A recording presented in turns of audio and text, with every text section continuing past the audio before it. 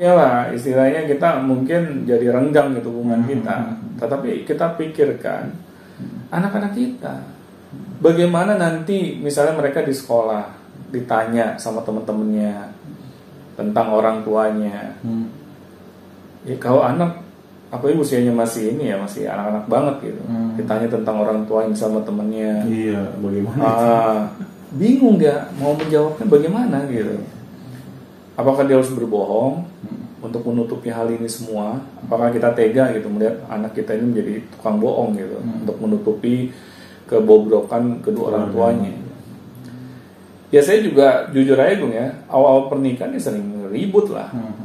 Ya nggak cocok lah pemikiran kita gitu. Dan kebanyakan yang bercerai itu memang penyebabnya adalah alasan komunikasi sih. Itu udah pasti Bung. Itu udah pasti. Kayak salah paham. Benar, salah paham.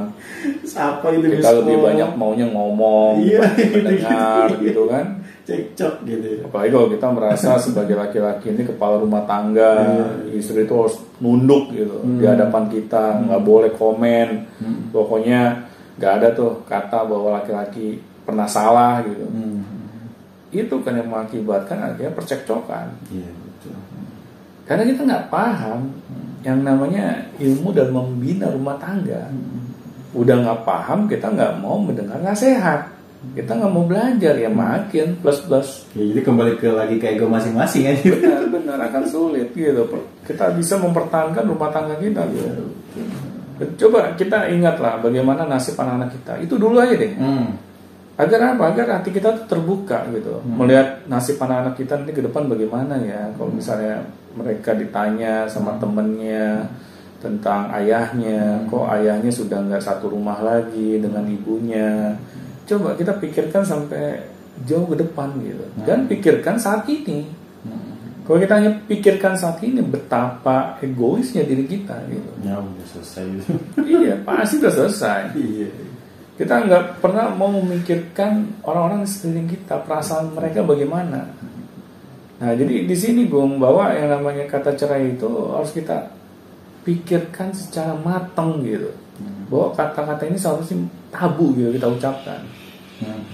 Kecuali kita sudah berupaya nih mempertahankan hidup rumah tangga kita, tetapi pasangan kita tetap memutuskan untuk bercerai. Yang penting itu jangan dari mulut kita duluan. Ya. Jangan kita biarkan itu dimulai dari mulut kita. Karena kalau kita biarkan itu dimulai dari mulut kita, ya berarti kitanya sendiri yang memutuskan bahwa kita maunya bercerai. Nah, ini akan menjadi masalah di kemudian hari, Bung. Misalnya pasangan kita nih memaksa gitu agar kita bercerai, ya sudah, kita malah ajak diskusi pasangan kita, apakah ini yang terbaik untuk kita berdua, apalagi kita masih punya anak-anak, bagaimana perasaan para orang tua kita melihat mahligai rumah tangga anaknya berantakan, apakah kita nggak sedih melihat perasaan mereka, apalagi mereka udah sepuh misalnya. Ajak bicara pasangan kita agar dia ikut mikir gitu. Iya. Karena egois. Iya, yang namanya manusia pasti punya ego. Iya. Tapi jangan berlebihan juga gitu. Kalau masih pacaran ya oke lah, kita nggak cocok sama si A, ya udah. Minggu depan kita ganti lagi gitu kan. Itu hal yang berbeda gitu. Tetapi kalau sudah kita sampai ini ya, ijab kabul dan kita sudah memutuskan bahwa dialah pasangan kita yang kedepannya gitu, sudah hal yang tidak sama berlaku lagi gitu. Beda masa berlaku ya. Oh iya, udah beda gitu. Cara kita mentreatmentnya gitu. Karena kalau masa pacaran ya nggak ada ijab kabul kan. Iya betul. Hanya sekedar ya saya suka sama kamu, kamu suka sama saya, hanya sekedar verbal gitu. Tetapi kalau udah memutuskan kita mau menikah, pasti konsekuensinya itu lebih berat lagi gitu. Makanya kan saya selalu ini ya, ingatkan gitu, kalau kita menikah itu diawali lah dengan kita mengenali dulu siapa calon kita ini. Betul. Ya, terutama karakternya. Dan lebih baik lagi calon kita ini paham mengenai agamanya. Agar apa? Agar dia tahu gitu, segala gerak-gerik kita itu ada yang melihat. Jadi calon kita ini tahu gitu bagaimana dia akan memperlakukan pasangannya. Iya, ada fondasinya lah gitu. Ada fondasinya yang kuat. Tetapi kalau kita hanya lihat dari fisiknya aja, yang cantik atau yang ganteng, ya boro-boro kita bisa melihat pribadinya kan.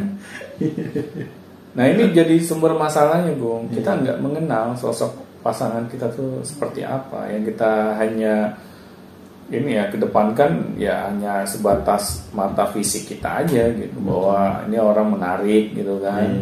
Dia harus menjadi pasangan saya untuk seumur hidup, boro-boro seumur hidup gitu. Ternyata dia pas sudah menikah pentutan, ilfil juga gitu. Nah itu Bung, jadi sebenarnya kata cerai ini harus kita pahami lagi gitu, bahwa dampaknya itu sangat meluas gitu.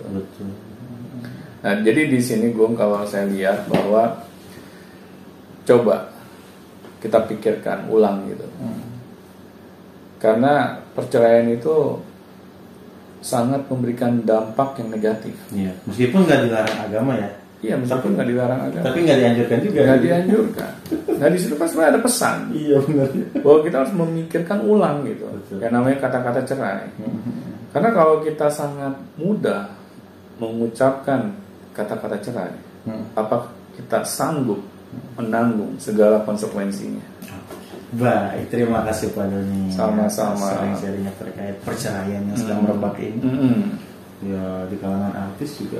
Ya begitulah. Iya, benar. Apalagi yang artis yang sekarang sedang ada case gitu ya. Iya.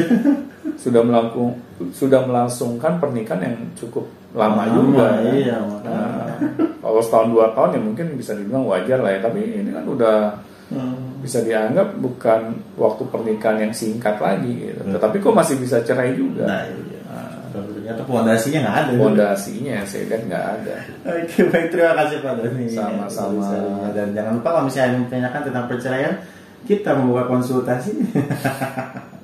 Maksudnya kita komentar aja, kirim komentar, pertanyaannya kita sharing-sharing juga nanti yang sesuai dengan kapasitas kita. Dan juga kalau misalnya mau melihat Telegram, WA-nya masuk ke grup, silakan langsung link deskripsi dicek saja. Dan juga sama artikelnya dicek juga di link deskripsi kita sediakan. Baik, sampai jumpa di video selanjutnya. Sampai jumpa teman-teman.